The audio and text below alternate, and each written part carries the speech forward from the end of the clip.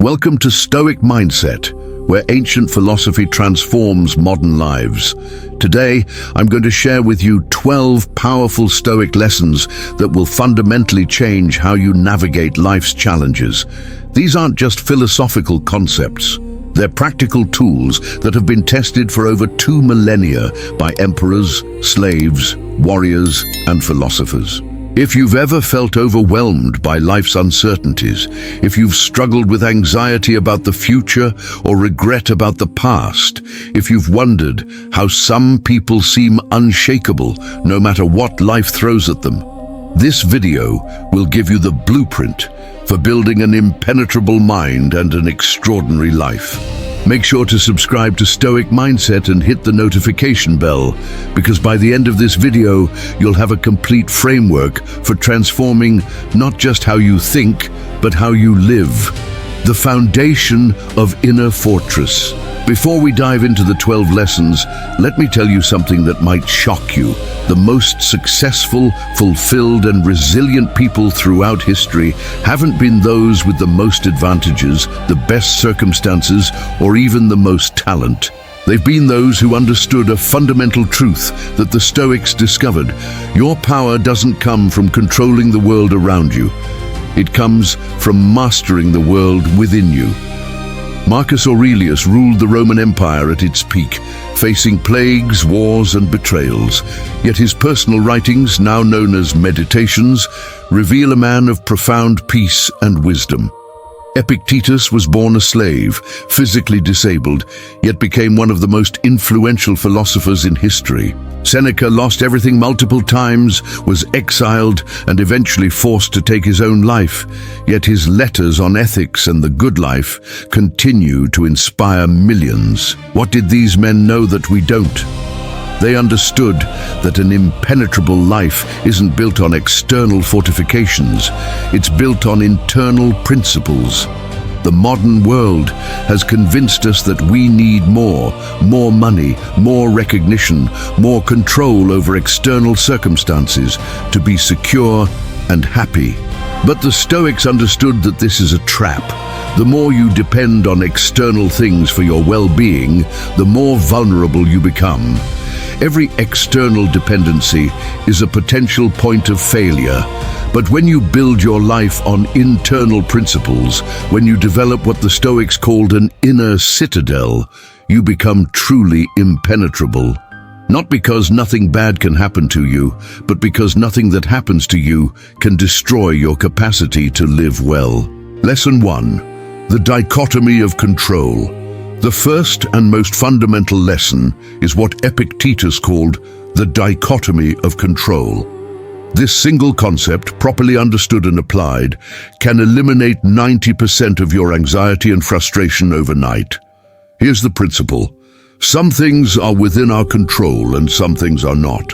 Within our control are our judgments, decisions, desires, and actions. Outside our control is literally everything else: our bodies, our reputations, our possessions, and all external events. Now, this might seem simple, even obvious, but here's where it gets powerful. Most of us spend the majority of our mental and emotional energy trying to control things that are fundamentally outside our control. We worry about what others think of us. We stress about economic conditions. We agonize over past mistakes or future uncertainties. Meanwhile, we neglect the one area where we have absolute sovereignty: our own thoughts, choices, and responses. Imagine you're stuck in traffic late for an important meeting. The typical response is frustration, anger, stress. But applying the dichotomy of control changes everything. The traffic is not in your control. That's simply reality. But your response to the traffic is entirely within your control. You can choose to see it as a disaster, or you can choose to see it as an opportunity to practice patience, to listen to an educational podcast, to mentally prepare for your meeting. The external situation hasn't changed, but your experience of it transforms completely. This isn't about being passive or indifferent. It's about investing your energy where it can actually make a difference. When you stop wasting energy trying to control the uncontrollable, you have more power to influence what you actually can control. You become like water, flowing around obstacles rather than crashing against them, always finding a way forward. Marcus Aurelius faced plagues that killed millions, including his own children. He couldn't control the disease, but he could control his response.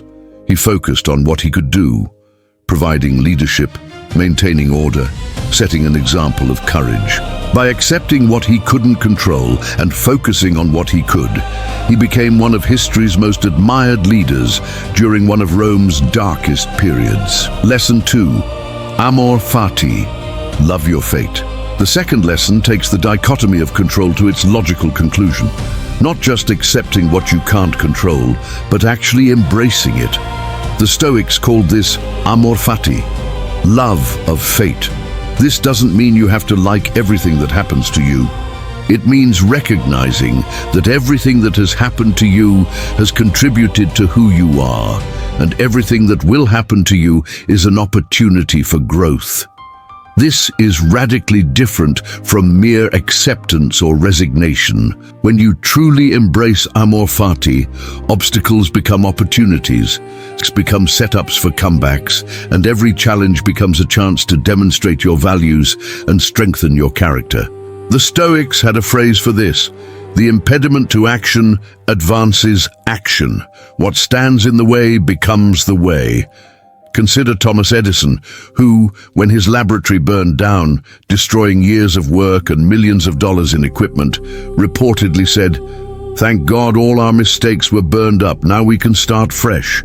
This is amor fati in action, not just accepting the fire, but seeing it as a clearing of the path for something better.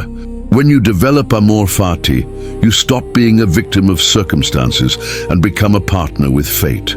You stop asking, "Why did this happen to me?" and start asking, "How can I use this?" Every experience, pleasant or unpleasant, becomes raw material for your development. Failed relationships teach you about yourself and what you truly value. Professional setbacks reveal new paths you wouldn't have considered. Health challenges force you to develop disciplines that make you stronger in the long run. This doesn't mean you seek out suffering or don't try to improve your circumstances. It means that when life inevitably delivers challenges, you meet them not with resistance, but with curiosity and even gratitude. You understand that the universe isn't happening to you, it's happening for you, providing exactly the experiences you need to become who you're capable of becoming. Lesson 3. Memento mori. Remember death. The third lesson is perhaps the most sobering yet liberating of all Stoic practices. Memento mori. Remember that you will die. In our death-phobic culture, this might seem morbid or depressing. But for the Stoics, regular contemplation of mortality wasn't about being gloomy. It was about being alive. When you truly understand that your time is limited, every moment becomes precious, every decision becomes important, and every day becomes an opportunity. Seneca recommended that we tell ourselves each night that we might not wake up, and each morning that we might not make it to evening. Not to create anxiety, but to create appreciation. When you know that this conversation with a loved one might be your last, you're fully present. When you understand that this project might be your final contribution, you give it your best effort. When you recognize that this day might be your last, you don't waste it on trivial pursuits or petty grievances. Steve Jobs famously said that remembering he would die was the most important tool he'd ever encountered for making the big choices in life. Because almost everything, all external expectations, all pride, all fear of embarrassment or failure, these things just fall away in the face of death, leaving only what is truly important.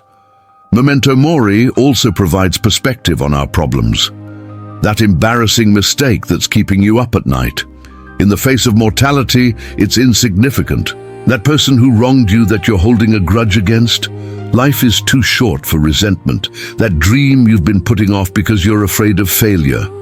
The real failure is reaching the end of your life with regrets about what you didn't try. This practice transforms procrastination into action, fear into courage, and complacency into urgency. When you truly internalize that you're going to die, you stop living as if you have unlimited time. You stop putting off important conversations, meaningful work, and genuine experiences. You stop trading your limited hours for things that don't truly matter to you. Lesson 4. The view from above. The fourth lesson involves a powerful mental exercise that Marcus Aurelius frequently practiced, taking the view from above. This involves imaginatively rising above your immediate circumstances and seeing them from a cosmic perspective. When you zoom out far enough, your problems that seemed overwhelming become manageable, your anxieties that seemed justified become absurd, and your place in the grand scheme becomes clear. Imagine rising above your current situation, above your building, your city, your country, above the earth itself. From space, all human dramas, all our conflicts and concerns become invisible. The border disputes that cause wars, the social hierarchies we stress about, the daily irritations that consume our emotional energy, all disappear. This isn't to say these things don't matter, but to provide perspective on how much they should matter. This cosmic perspective does something profound.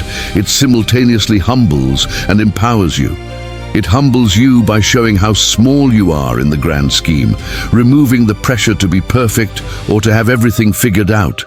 But it also empowers you by showing that if you're this small, then your mistakes, embarrassments, and failures are also small. You're free to take risks, to fail, to try again, because in the cosmic view, it's all part of a much larger story. The view from above also reveals the interconnectedness of all things. From this perspective, you see that you're not separate from the universe, but part of it. Your atoms were forged in stars, your body is made from the earth. Your consciousness is part of the same fabric as everyone else's. This understanding dissolves the illusion of separation that causes so much suffering. You realize that helping others is helping yourself, that contributing to the whole contributes to your own well-being. When you regularly practice this perspective shift, daily stresses lose their grip on you. The traffic jam that would normally frustrate you becomes just a temporary clustering of vehicles on a small road on a spinning planet. The workplace conflict that's been consuming your thoughts becomes just one tiny interaction among billions happening at this moment. This doesn't make you indifferent. It makes you wise about where to invest your emotional energy. Lesson 5. Voluntary hardship. The fifth lesson is one that our comfort-obsessed culture desperately needs: the practice of voluntary hardship. The Stoics understood that comfort, while pleasant, makes us soft and vulnerable. When we never experience discomfort by choice, we're devastated when it arrives without choice. But when we regularly practice voluntary hardship, we build resilience, confidence, and freedom. Seneca, despite being one of the richest men in Rome, would regularly spend days living like a pauper, sleeping on the floor, eating simple food, wearing rough clothes, not as punishment, but as training. He was proving to himself that losing his wealth wouldn't destroy him, that he could be content with very little. This practice removed the fear of loss that paralyzes so many wealthy people and freed him to take risks and make decisions based on principle rather than fear. Modern forms of voluntary hardship might include cold showers, fasting, intense exercise, or deliberately choosing the harder option when easy ones are available. The point isn't suffering for its own sake. It's building your capacity to handle discomfort. It's proving to yourself that you're tougher than you think, that comfort is nice but not necessary, that you can thrive even when conditions aren't ideal. This practice also reveals how little we actually need to be content. When you fast, you discover that hunger isn't an emergency. When you take cold showers, you learn that discomfort is temporary and manageable. When you sleep on the floor, you realize that luxury is optional. Each practice chips away at the dependencies that make you vulnerable and builds the self-reliance that makes you strong. Voluntary hardship also makes you grateful for what you normally take for granted. After sleeping on the floor, your bed feels luxurious. After fasting, simple food tastes incredible. After cold exposure, warmth feels like a blessing. This gratitude isn't theoretical, it's visceral, felt in your bones. You stop taking comfort for granted and start appreciating it as the gift it is. Lesson 6. The inner citadel. The sixth lesson involves building what the Stoics called the inner citadel, an impregnable fortress of the mind that no external force can breach. This isn't about becoming cold or disconnected. It's about developing an unshakable core of values, principles, and self-reliance that remains stable regardless of external circumstances. Your inner citadel is built on the recognition that your true self, your capacity to choose, to think, to maintain your values, cannot be touched by external forces without your permission. Others can imprison your body, but not your mind. They can take your possessions, but not your principles. They can attack your reputation, but not your character. This understanding is profoundly liberating because it means that the most important part of you is always safe, always free, always under your control. Building this inner citadel requires daily practice. Every time you choose response over reaction, you strengthen the walls. Every time you maintain your principles despite pressure to compromise, you fortify the gates. Every time you find peace in chaos, contentment in scarcity, or meaning in suffering, you add another stone to the foundation. This inner citadel becomes your refuge during life's storms. When the world feels chaotic, you can retreat to this space of clarity and calm. When others try to manipulate or control you, you stand firm in this fortress of self-determination. When circumstances strip away external supports, you discover that your true strength was always internal. The inner citadel also changes how you engage with the world. When you know you have an impregnable retreat, you can venture out boldly. You can take risks because failure can't destroy you. You can love deeply because loss can't break you. You can commit fully because disappointment can't define you. The fortress doesn't isolate you. It liberates you to engage with life fully. Lesson 7. Negative visualization. The seventh lesson involves a practice that might seem pessimistic, but is actually profoundly practical. Negative visualization, or premeditatio malorum, as the Stoics called it. This involves deliberately imagining loss, failure, and worst-case scenarios, not to create anxiety, but to eliminate it. When you've already thought through and accepted the worst that could happen, you're free from the fear of it happening. Every morning, spend a few moments imagining losses, losing your job, your relationship ending, your health declining.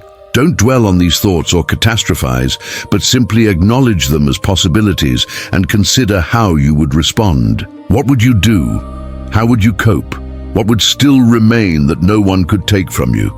This practice does several powerful things. First, it removes the shock factor from negative events. When something bad happens that you've already visualized and accepted, you respond with, "I knew this was possible," rather than, "I can't believe this is happening." This emotional preparation allows you to respond more effectively to actual challenges. Second, negative visualization generates gratitude. When you imagine losing something, then open your eyes and realize you still have it, appreciation floods in. Your partner is still there, your health is still intact, your home still stands. These things you normally take for granted become sources of active gratitude. Third, this practice reveals what truly matters.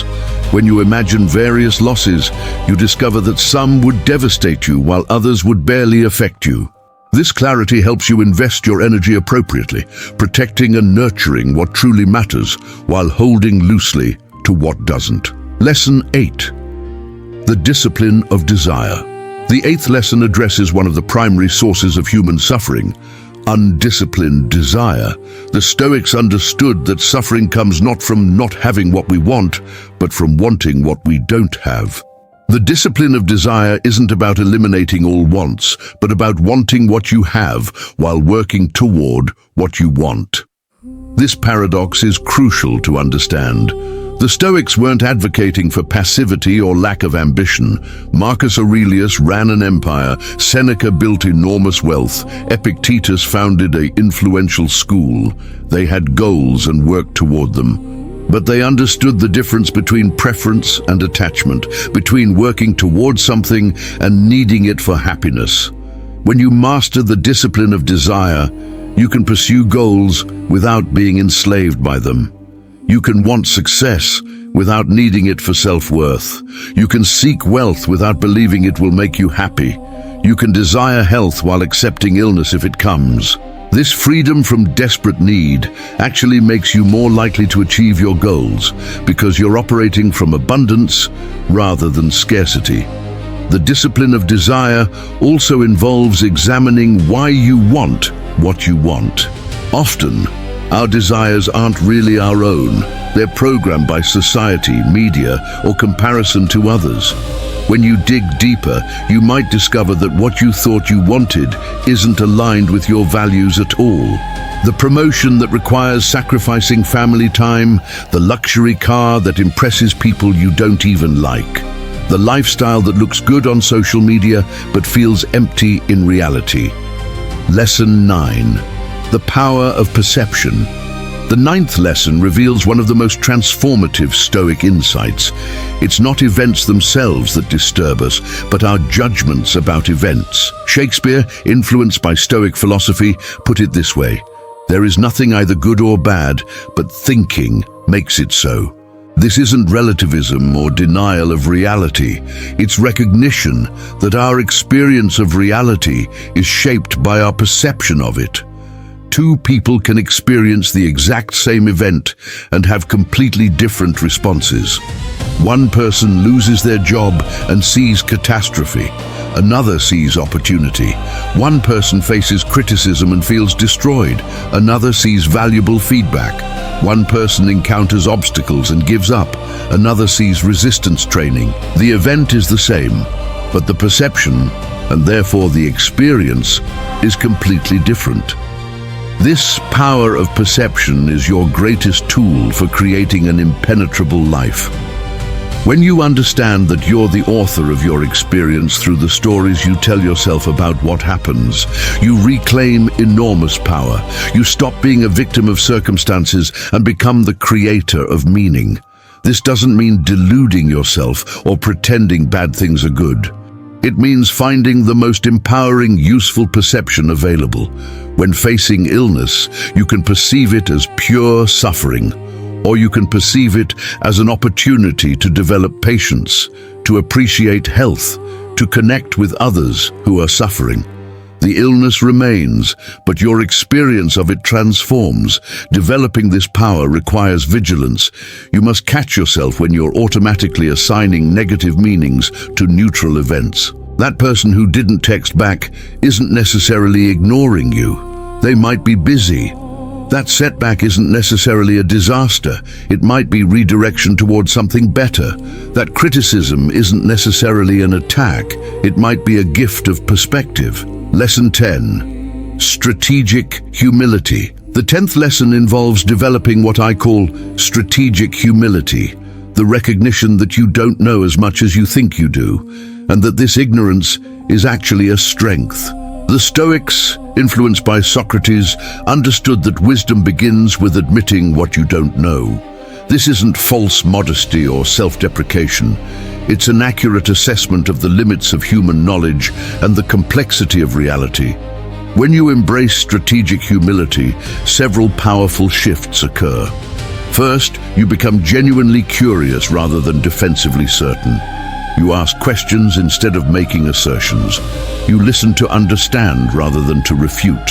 This makes you not only more likable, but more intelligent, as you're constantly learning rather than protecting existing beliefs. Second, strategic humility protects you from the blindness of ego. When you think you know everything, you stop paying attention. You miss crucial information, ignore warning signs, and make preventable mistakes. But when you maintain humility about your knowledge, you stay alert, adaptive, and aware. You see what the overconfident miss. Third, this humility makes you anti-fragile in the face of being wrong. When your identity isn't tied to being right, being wrong doesn't threaten you. You can admit mistakes quickly, change course when needed, and update your beliefs when presented with better information. This flexibility is a superpower in a rapidly changing world. Strategic humility also improves your relationships dramatically. People trust those who can admit they don't know everything. They respect those who can say, "I was wrong" or "I don't know," without ego damage. They're drawn to those who are secure enough to be uncertain. Lesson 11. The practice of virtue. The 11th lesson brings us to the core of Stoic philosophy. The practice of virtue. For the Stoics, virtue wasn't an abstract concept, but a daily practice. They identified 4 cardinal virtues: wisdom, the ability to make good decisions; justice, treating others fairly; courage, doing what's right despite fear; and temperance, self-control and moderation. Every action, every decision, every response is an opportunity to practice these virtues. What makes virtue so powerful is that it's entirely within your control and can never be taken from you. External goods, wealth, health, reputation can be lost. But your commitment to virtue, your choice to act wisely, justly, courageously, and temperately is always available. This makes virtue the only reliable source of lasting fulfillment and self-respect. Practicing virtue also simplifies decision-making tremendously. Instead of calculating what will make you happiest or most successful, you simply ask, what would a virtuous person do here? What action aligns with wisdom, justice, courage, and temperance? This framework cuts through complexity and provides clear guidance even in difficult situations. The practice of virtue also makes you invaluable to others. In a world of people driven by self-interest, someone committed to virtue stands out dramatically. You become the person others trust with important matters, seek out for advice, and want to associate with. Your reputation for virtue becomes more valuable than any resume or credential. But here's the crucial point. Virtue must be practiced for its own sake, not for the benefits it brings. The moment you're being virtuous to get something, approval, success, rewards, you've stopped being virtuous and started being manipulative. True virtue is its own reward. The Stoics understood that a life lived virtuously is a successful life, regardless of external outcomes. Lesson 12. The ultimate freedom. The 12th and final lesson is about achieving what the Stoics considered the ultimate freedom. Freedom from the tyranny of external validation, freedom from the prison of comparison, freedom from the slavery of uncontrolled emotions, freedom from the fear of death, loss, or failure. This isn't freedom in the political or physical sense, but something much deeper, the freedom of the soul. This ultimate freedom comes from integrating all the previous lessons into a coherent life philosophy. When you've mastered the dichotomy of control, you're free from futile struggle. When you've embraced amor fati, you're free from resistance to reality. When you've internalized memento mori, you're free from the illusion of unlimited time. When you've built your inner citadel, you're free from external dependence. This freedom doesn't mean you don't care about anything or anyone. It means you care about the right things in the right way. You can love deeply without possessiveness. You can strive greatly without desperation. You can commit fully without attachment to outcomes. This is the paradox of Stoic freedom. By accepting constraints on what you can control, You achieve unlimited freedom in how you respond. The ultimate freedom also means you're no longer at war with reality. You're not constantly wishing things were different, people were better, or life was easier. You accept reality as it is while working to influence what you can. This alignment with reality, rather than resistance to it, creates a profound peace that no external circumstance can disturb. This freedom is available to everyone, regardless of circumstances. Epictetus found it as a slave. Marcus Aurelius maintained it as an emperor. Seneca discovered it in exile. Their external situations couldn't have been more different, but their internal freedom was the same. This is the promise of Stoic philosophy, that no matter who you are, where you are, or what you're facing, you can achieve this ultimate freedom. The integration challenge. Now comes the crucial part: integration. Knowledge without application is merely entertainment.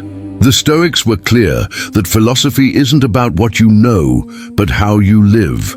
These 12 lessons aren't meant to be intellectually understood, but practically applied. The question isn't whether you agree with these principles, but whether you'll practice them.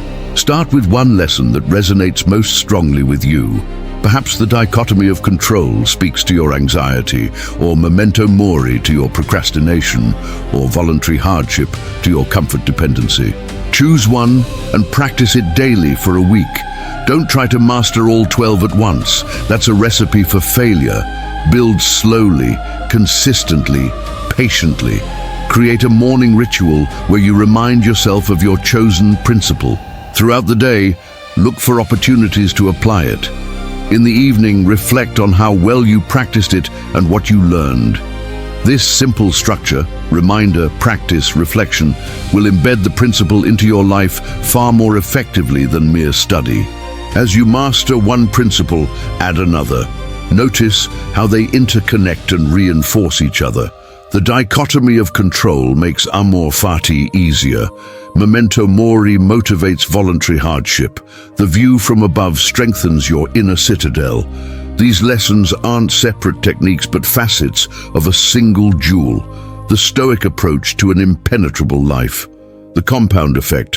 What makes these Stoic lessons so powerful is their compound effect.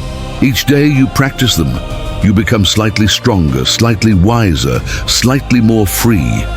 These small improvements might seem insignificant at first, but they compound over time into dramatic transformation. The person who practices these principles for a year becomes unrecognizable to who they were before. This compound effect extends beyond personal transformation.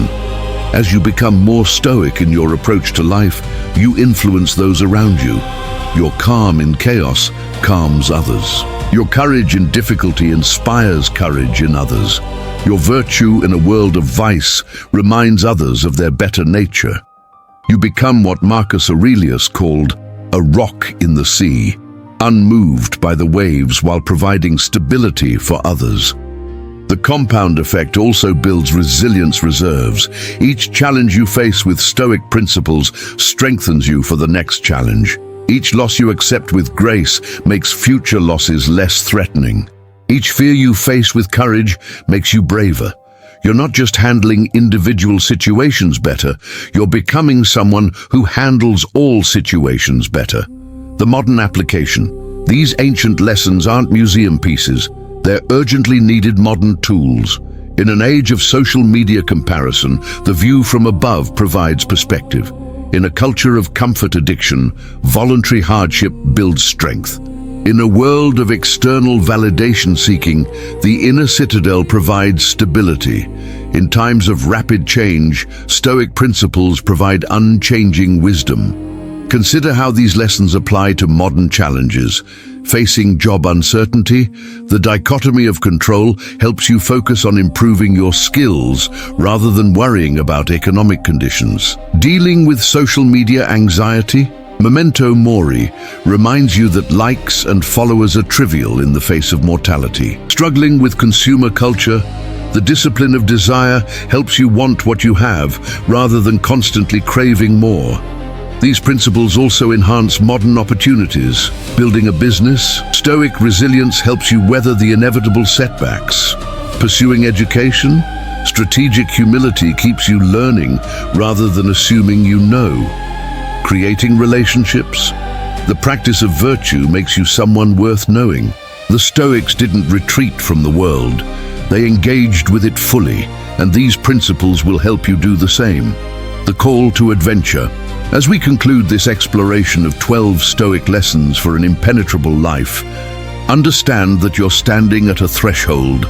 Behind you is the life you've known, reactive, vulnerable to external circumstances, dependent on things outside your control for happiness and security. Ahead of you is the possibility of something different, a life of principle, purpose, and unshakable inner strength. This isn't an easy path. It requires daily practice, constant vigilance, and the courage to go against cultural conditioning. You'll fail regularly, forget principles, and fall back into old patterns. The Stoics knew this. They called philosophy a lifelong practice, not a destination. The goal isn't perfection, but progress, not mastery, but improvement. But here's what makes this journey worth taking. It's the only path to genuine freedom and fulfillment. Everything else, wealth, success, pleasure, even relationships, can be taken from you. But the strength you build through these practices, the character you develop, the wisdom you gain, these become part of you in a way that no external force can remove. Your next action. If you've made it this far, you've already demonstrated something important: the patience and focus to engage with deep ideas rather than seeking quick fixes. This quality alone sets you apart. But knowledge without action is sterile. The question now is, what will you do with what you've learned? Here's my challenge to you. Choose one of these 12 lessons and commit to practicing it for the next 7 days. Just one. Write it down somewhere you'll see it every morning. Set a reminder on your phone to check in with yourself about it. Share your commitment with someone who will hold you accountable. Make it real. Make it specific. Make it happen. Document your experience. Notice what changes, what challenges arise, what insights emerge. You're not just learning philosophy, you're conducting an experiment in living. You're testing whether ancient wisdom can transform modern life. You're discovering whether you have what it takes to build an impenetrable life. Subscribe to Stoic Mindset if you haven't already. Not because I need your subscription, but because you need the regular reminder that there's a different way to live. Hit the notification bell so you don't miss the practical applications, deep dives, and real-world examples that will support your practice. Like this video if it's provided value. Your engagement helps others discover these life-changing principles. But more importantly than any of that, share this video with someone who needs it. Maybe it's a friend going through difficulty who needs to hear about amor fati. Maybe it's a family member paralyzed by anxiety who needs to understand the dichotomy of control. Maybe it's a colleague struggling with purpose who needs to discover the practice of virtue. Be the person who introduces others to wisdom that can change their lives. The final wisdom. Remember, the goal isn't to become emotionless or indifferent. The goal is to become fully alive, engaged with life but not enslaved by it, caring deeply but not desperately, striving greatly but not anxiously. The Stoics weren't trying to eliminate human nature, but to perfect it, not to escape life, but to master it. The impenetrable life isn't about building walls that keep everything out. It's about building strength that can handle anything that comes in. It's about becoming someone who doesn't need life to be easy to be happy, who doesn't need circumstances to be perfect to be content, who doesn't need others' approval to know their worth. This is the promise of Stoic philosophy. Not that life will become easy, but that you will become capable. Not that challenges will disappear, but that you will become anti-fragile.